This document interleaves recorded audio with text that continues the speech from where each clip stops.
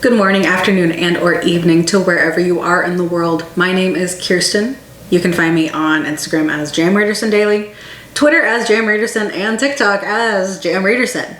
But as you're here on YouTube, that means you must be here for one thing and one thing only, and that is my newest, drumroll please, Quickview with the Vampire, the series in which I review the newest Interview with the Vampire episode in the most efficient way possible.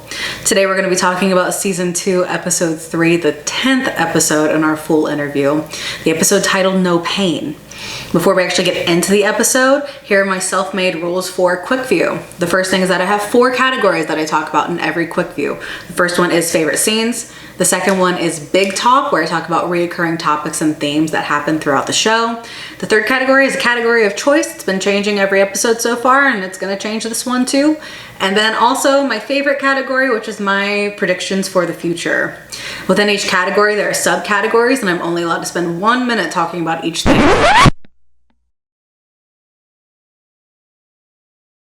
So it's very quick and to the point. However, as there are predictions, this is not a spoiler-free channel. So if you've gone into season 2 blissfully unaware of what happens in the 13 books of the Vampire Chronicles, turn around and save yourself. But if you don't mind the danger, if you don't mind knowing a little bit, stick around as we talk about all the pain that actually occurred within the episode titled No Pain. All right, so the first category we're talking about is favorite scenes. I have 5 this episode, and honestly, that took a lot to narrow down. And I work chronologically through favorite scenes, so that puts the first favorite scene as, in fact, the 1700s flashbacks. There's technically like 5-ish scenes going on in the 1700s. I'm focusing mostly on 2 of them. So the first thing, though, is the end of the first scene, which is truly like Armand showing up at the theater for the first time. And I just love the audacity of him calling Lestat a bastard and a child within the first about 10 seconds. That should probably happen more. It might humble Lestat a little bit. Probably won't, but like, you know, it might.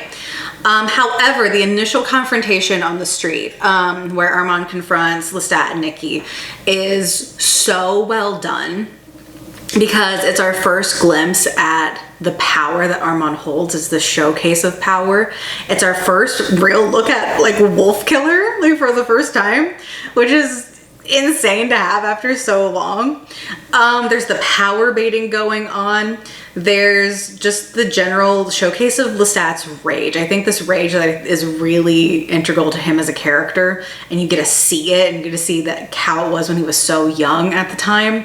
Absolutely insane. But I think more importantly is the scene that occurs immediately after, which is Lestat actually walking in to dismantle the coven.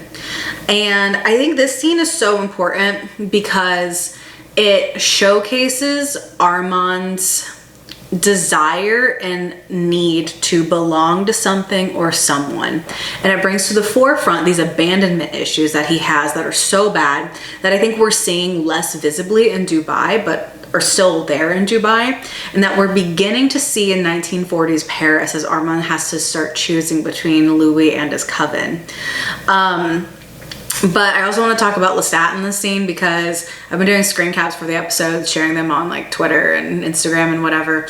And I think there's this really interesting symbolism of Lestat as this father of destruction, as this destroyer of religious folly, but also as this light bringer and also as this God figure. And I think it's really interesting when you put it into the perspective of Armand and his issues with religion, Louis being this personification of Catholic guilt, and then also how in the books Louis does start to view Lestat as kind of a Christ figure in a lot of ways, begins to worship him kind of as a god as the series continues on. All right, the next scene to talk about is the river walk scene. So the river walk starts off with 2 really great quotes from Armand. The first one being talking about the river itself, and he says that it's contained and beautiful, and then he refers to it as the vein winding through the heart of Paris. And not to get all too like symbolic about it, but I feel like the river is very representative of Louis. The word contained reminds me a lot of the word withhold, and in episode 2 Armand tells Louis that he finds his withholding alluring, and obviously Louis is beautiful, so that one makes sense there.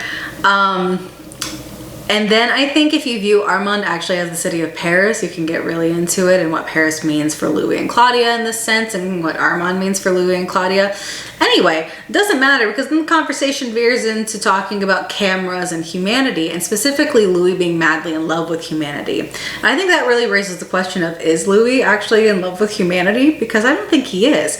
But I do think that Louis represents humanity, and I think his pictures represent humanity, and I think vampires as a whole are in love with humanity, and it really shows why so many vampires are drawn to Louis and the humanity that he represents. But then it doesn't matter there either, because then the conversation veers into conversation about Bruce, which means that Dreamstat makes a wonderful appearance, but he goes, "Oh, that's good, mon cher, lovely." And luckily though, Louis has enough sense to be able to turn Dreamstat away, and then he turns those flirting levels up to degrees that are unheard of, because I was blushing watching. Honestly, Armand's stronger than anybody in the world, because how he got through that, I don't know. When like Louis walks up to him, oh my god. Yeah, the flirting's a lot. I get really embarrassed watching people flirt, and it was really so much in this scene.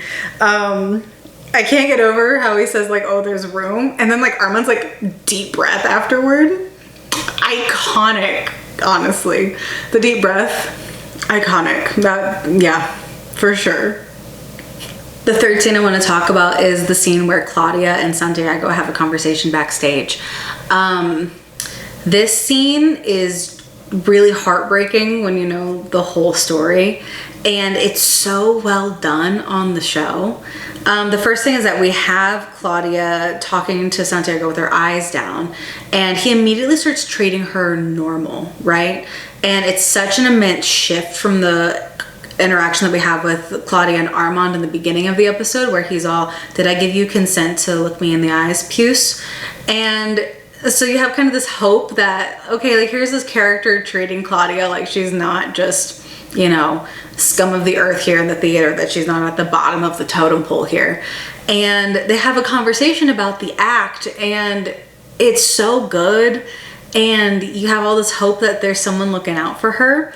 And then you know the story, and you know that Santiago's not looking out for Claudia, and the show doesn't even try to hide from that. He talks about how the way that he gets his victims to beg for death, and part of it is that he talks to them beforehand and he gets to know them a little bit, and that's exactly what he's doing with Claudia here. We have the very on the nose, the victim of the night being named Claude. You know, it is what it is there. But I think what's super interesting in this scene from a storytelling perspective is that it makes you interested in Santiago as a character, which is something I cannot say I ever have had in reading the books. Never cared about Santiago, not in an in-depth way. He's just a character that's a means to an end, right? And for the first time I find myself being like, who was he beforehand?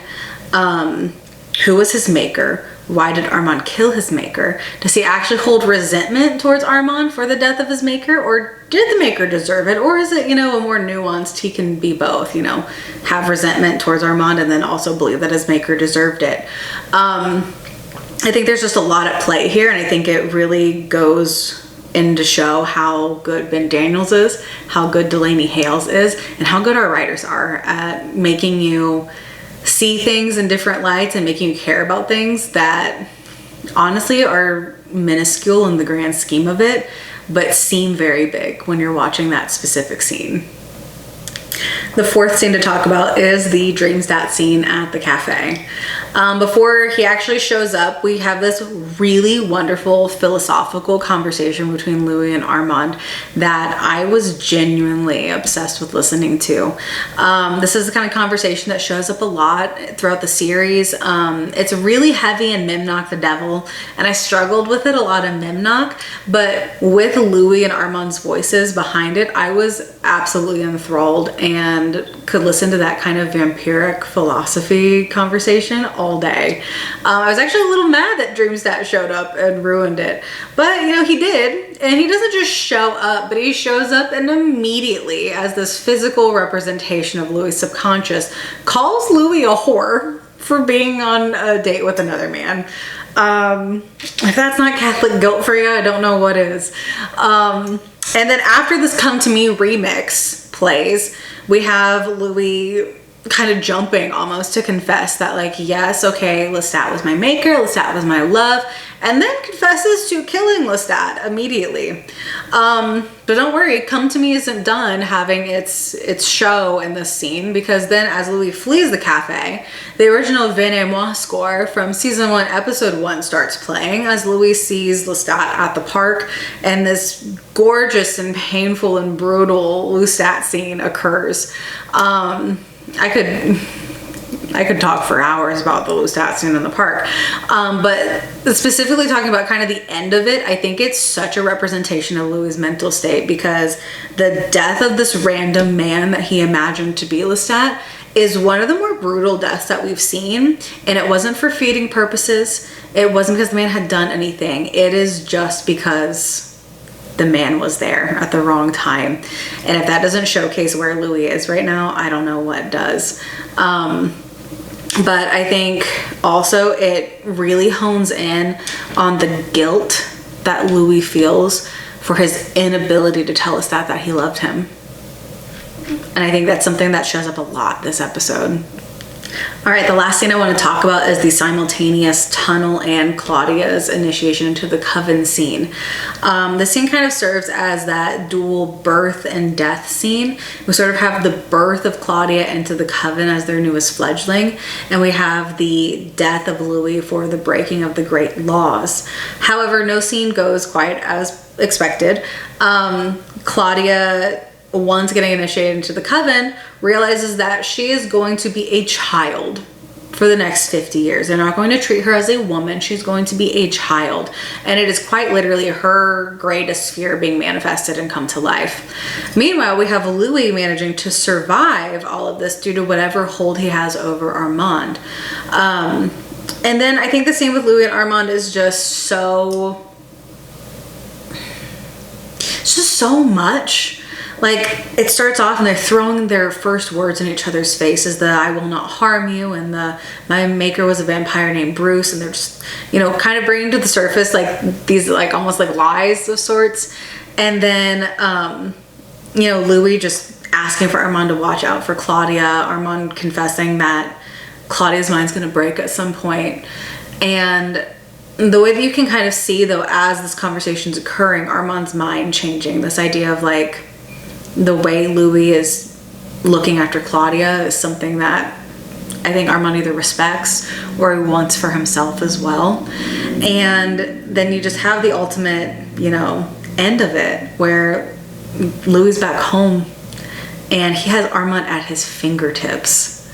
And this leads, of course, into like the first Lumon kiss, which is so soft, so gentle, and it's very like simmering in its desire, and it's very pointedly different than Louis and Lestat's first kiss in season 1, which was like this carnal, passionate explosion, which I think is just, you know, very much a showcase on how those relationships do differ from each other in a lot of ways.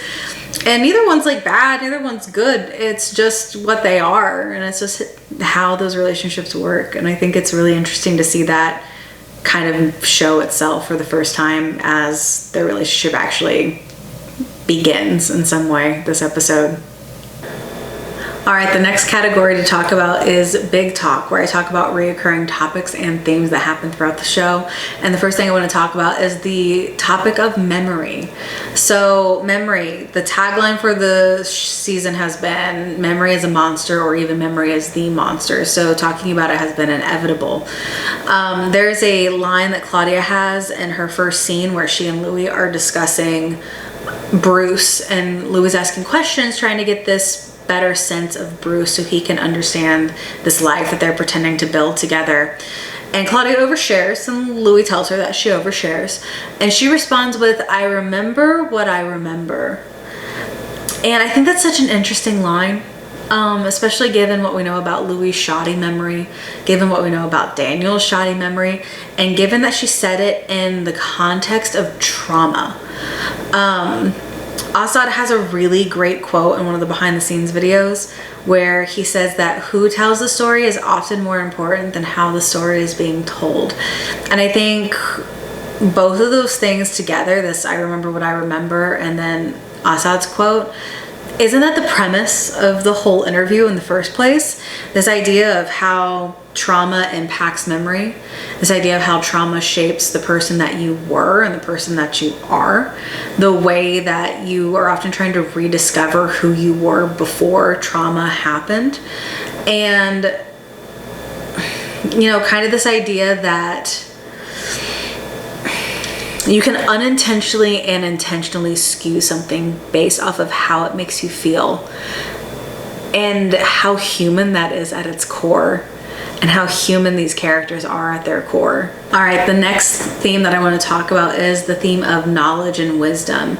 So Louis and Claudia's most of why they traveled to Paris is rooted in this idea of a search, a quest for knowledge and wisdom, something that Lestat would not give them while they were in New Orleans. And I think this episode highlights how they're getting knowledge and wisdom, but how it's not quite what they were looking for.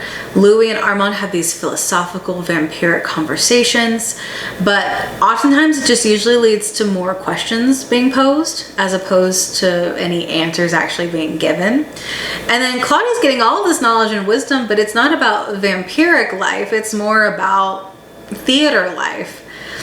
And in the midst of getting all of this new knowledge and wisdom, there's the power that comes with new knowledge and wisdom, but it's power that Louis and Claudia still are not privy to because of their status in the theater and because of their status in and not in the coven, given that Louis won't commit to the coven itself.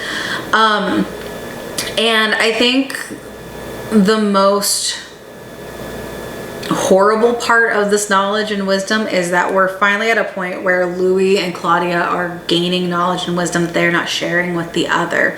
Now, guaranteed, a lot of this happens right at the end, so episode 4 could prove me wrong, but Louis is taken away from Claudia's initiation, meaning that he doesn't get to hear the 5 great laws.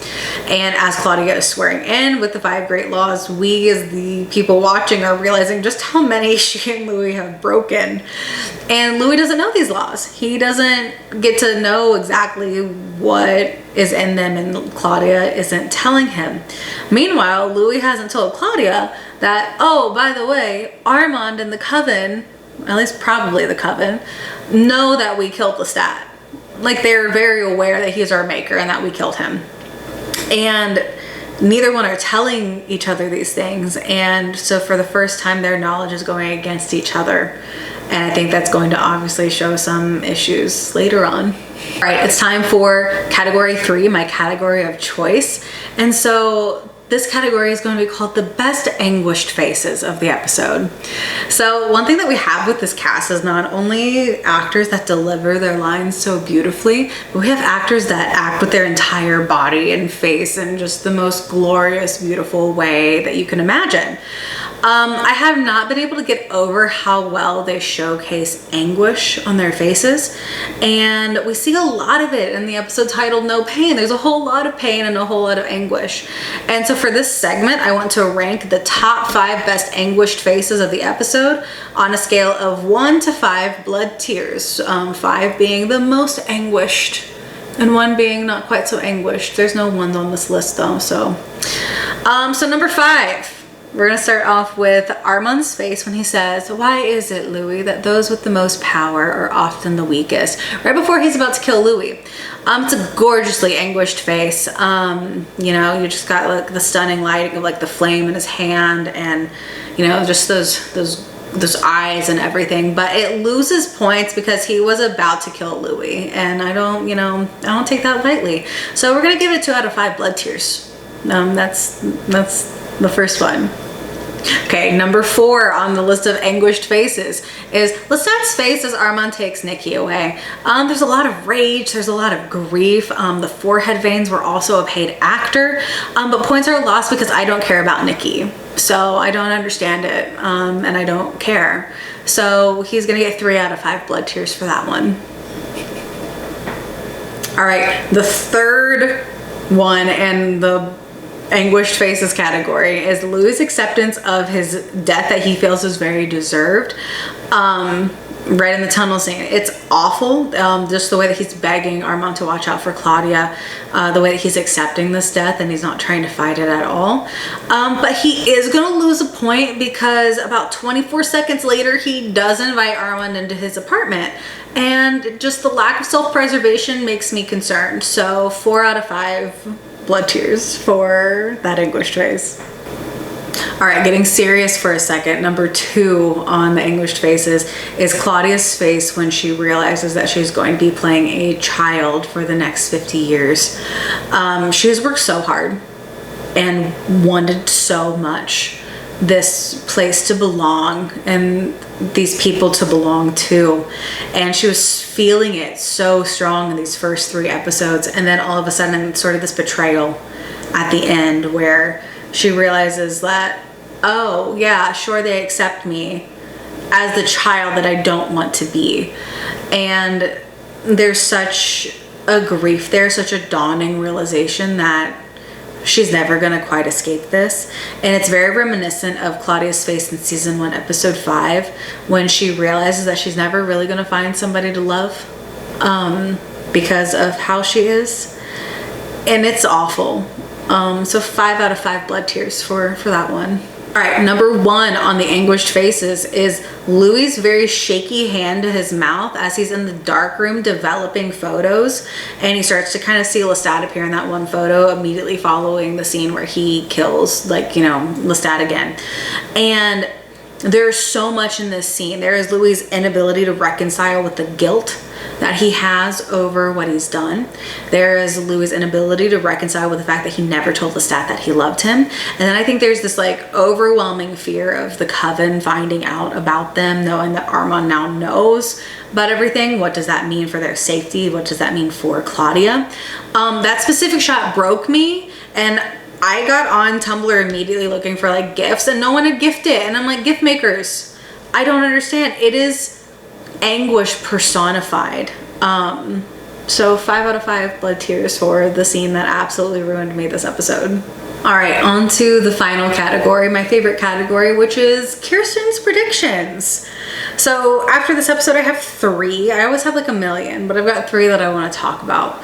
So the first thing that I want to talk about is that there are 3 lines in this episode regarding Lestat that I think are really important. The first one is Armand early in the episode talking about Lestat says, "This was Lestat's prophetic vision."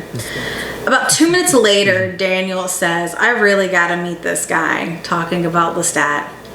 And then at the end of our 1700s flashbacks, when Louis has graced us with his presence on the screen again, he says, "Lestat is, was, and will always be for Lestat." This is a whole lot of reference to Lestat being alive. And it's a whole lot of reference to Lestat being alive and Armand and Louis being aware that Lestat's alive.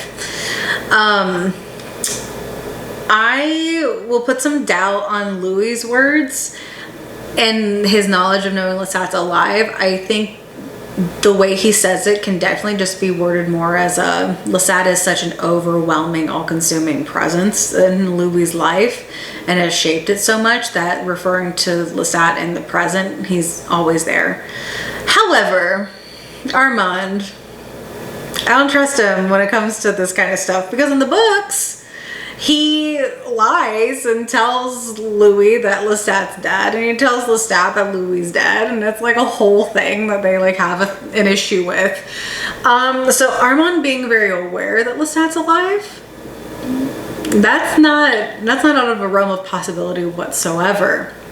However, if we do look at Louis for a second, and if we view this as a, okay, if Armand knows, Louis knows, and also with what Louis says, Louis knows, what is keeping them apart? And particularly, how do I think this goes back to the trial and the happenings that are going to occur at the trial? And also, does it link back though to the things that Louis doesn't know or doesn't remember? I have these theories on how I think the trial is gonna go, and I'm very hesitant to say them out loud this early. But I think the trial is going to have a lot to do possibly with this idea of Lestat in the present day and where he is, and particularly why he and Louis are not together in the present day. All right, my second prediction is going to start with when Daniel says, "You let it happen," as Armand recounts the story of Lestat coming and dismantling the coven. And Armand says yes. And Daniel says, "You led him there so he could destroy it." And I feel like this is an immense nod to what we're going to see happen at this trial. And again, I know I said I wasn't going to talk about the trial, but this has to do with that. Already in episode 3, we are seeing Armand face a war in himself and also externally. The war in himself is being shown with his inability to kill Louis, despite it being what he's supposed to be doing and despite it being what the coven is like asking him to do. And then there's this war of love versus this war of obligation, which has to do with that internal war, right? When Armand and Santiago are having that telepathic conversation while Santiago's on the stage, we start to kind of get a hint that maybe Armand doesn't like ruling this coven as much as he is actually ruling it. And I think also being put in the precarious position of having to choose between killing Louis and having to choose between his coven, we get to actually witness how he chooses this chance of love over his job. And I can only assume that when episode 4 airs that this is going to be a problem. I'm just saying, I don't think vampires are going to take kindly to that. And I think when you think about this impending trial that's going to be occurring in the later episodes, if Armand can lead Lestat there, Lestat can once again destroy the coven, and Armand then will not have to choose. He'll just have Louis, and he won't have to choose between the coven or Louis, because the coven will not exist anymore. Because once again, Lestat, doing what Lestat does, destroys the coven. Even if it's exactly what Armand wanted him to do, just like how he destroyed it in Paris, the way that Armand wanted him to do. I don't know. I think that's some major foreshadowing for some later events. All right, for my final prediction, I want to talk about the Talamascaaaaaaaaaaaaa. So the Talamascaaaaaaaaaaa has made its first appearance, and specifically makes its appearance in the form of a character named Raglan James. I don't want or have the time to think about what that means and what Raglan James means. So we're going to ignore that for a second. Instead, we're going to briefly talk about, we are getting a Talamascaaaaaaaaaaa show. And I am crossing fingers that they use that as an opportunity to give us an Armand season. About a Talamascaaaaaaaaaaa agent that's been following Armand's story and stuff. It's also me pitching me being Bianca. If you guys need a Bianca, I'm here. I'm blonde. I speak conversational Italian. Come on, let me know. Hit me up. AMC, I'm right here. But going back to the actual Vampire Chronicles for a second, if anyone in the world is going to know where a modern day Lestat is, it's going to be a Talamascaaaaaaaaa agent. And now that Daniel has access to all this stuff on his computer, I would not be surprised that if Louis doesn't know where Lestat is, or knows that Lestat's alive, he's going to get this information from Daniel this season. And I think that puts Daniel in a very precarious situation, as that kind of makes him a major enemy in Armand's eyes, as he is now risking everything Armand is trying to protect, which is in fact his relationship with Louis.